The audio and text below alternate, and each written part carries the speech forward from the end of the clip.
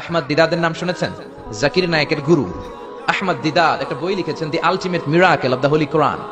ওই বইতে তিনি উল্লেখ করেছেন ইউনাইটেড স্টেটস অফ আমেরিকার কিছু বিজ্ঞানীরা সবচেয়ে পাওয়ারফুল যে কম্পিউটার ক্রে 1 সুপার কম্পিউটার, এটা দিয়ে আমেরিকার মিলিটারিতে যারা চান্স পায়, মানে সেনাবাহিনীতে, তারা ম্যাথমেটিক্যাল ক্যালকুলেশন গুলো করার জন্য এই কম্পিউটার ব্যবহার করে। তো আমেরিকার বিজ্ঞানীরা আহমদ দিদাত তার ultimate miracle of the Holi কোরআনে বলছেন যে কম্পিউটারের সব ইনফরমেশন গুলোকে কনসাইজ করে ওই ক্রে 1 সুপার কম্পিউটারের মাইক্রো চিপসের ভেতর ঢুকিয়ে কমান্ড করেছে, is it possible to create a book like Quran? ও কম্পিউটার, তুমি অ্যানালাইসিস করে বলো এই কোরআনের মতো আরেকটা বই কি পৃথিবীর মানুষের বানানো সম্ভব?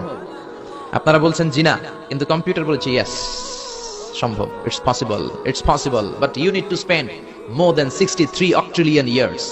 সম্ভব, কিন্তু পৃথিবীর সব মানুষদেরকে 63 অক্ট্রিলিয়ন বছর বেঁচে থাকা লাগবে আর চেষ্টা করা লাগবে। এটা শুনে বিজ্ঞানীরা তো মহা খুশি, হোক না অক্ট্রিলিয়ন আর ফক্ট্রিলিয়ন, পারাতে যাবে। কিন্তু নিউমেরিক্যাল সায়েন্স বলে যে octillion is very dangerous to reach there. Octillion হচ্ছে এমন একটা সংখ্যা যেটা পর্যন্ত পৌঁছা মানুষের পক্ষে অসম্ভব। সংখ্যাতাত্ত্বিক নিয়ম আমাদেরকে শেখায় যে সংখ্যা শুরু হয় একক দিয়ে, তারপরে দশক, তারপরে শতক, তারপরে সহস্র, তারপরে উজুদ, তারপরে লক্ষ, তারপরে নিযুত, তারপর কোটি, তারপর মিলিয়ন, বিলিয়ন, ফিলিয়ন, জিলিয়ন, তারপরে হচ্ছে অক্ট্রিলিয়ন। সুবহানাল্লাহ কইতে বললেন না? এই 63 অক্ট্রিলিয়ন বছর আমাদের বাইসে থাকা লাগবে। আরে 63 বছরই তো আমরা হায়াত পাই না, ঠিক কি না? 63 অক্ট্রিলিয়ন বছর যদি পৃথিবীর সবগুলো মানুষ হায়াত পায় আর যদি চেষ্টা করে, তাহলে পারহ্যাপস মেবি সম্ভবত কোরআনের মতো আরেকটা বই বানালেও বানানো যেতে পারে।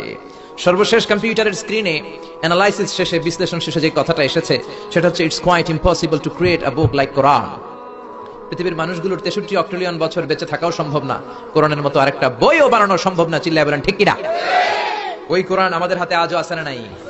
The greatest resource of power, the book of books, পৃথিবীর সবচেয়ে সেরা বই।